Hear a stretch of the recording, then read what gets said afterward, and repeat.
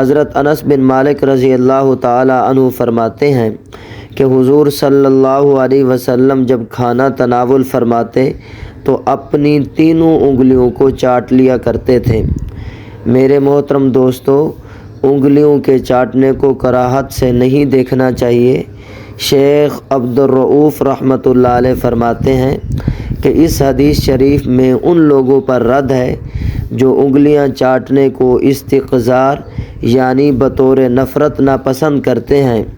امام خطابی رحمۃ اللہ علیہ فرماتے ہیں کہ بعض بے وقوف انگلیاں چاٹنے کو ناپسند اور قبیح سمجھتے ہیں، حالانکہ یہ تو عقل کی بات ہے اور انہیں سمجھنی چاہیے کہ انگلیوں پر جو کھانا لگا ہوا ہے یہ وہی ہے جو اتنی دیر سے کھایا جا رہا تھا۔ اس میں کیا نئی چیز آ گئی کہ اس سے نفرت ہونے لگی اور اس میں کراہت آ گئی؟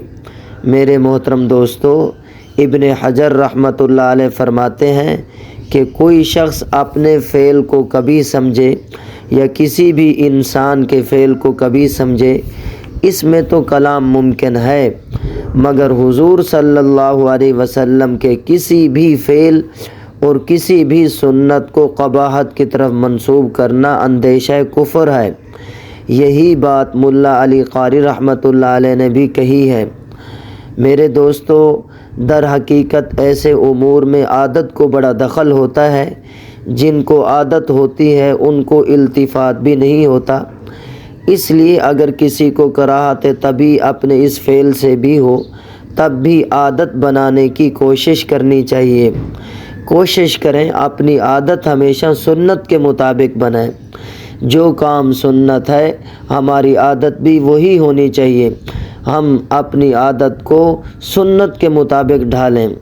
ہر ہمارا قول، ہمارا ہر فعل، ہمارا چلنا بیٹھنا اٹھنا پھرنا، غرض ہر قول و فعل سنت کے مطابق ہونا چاہیے۔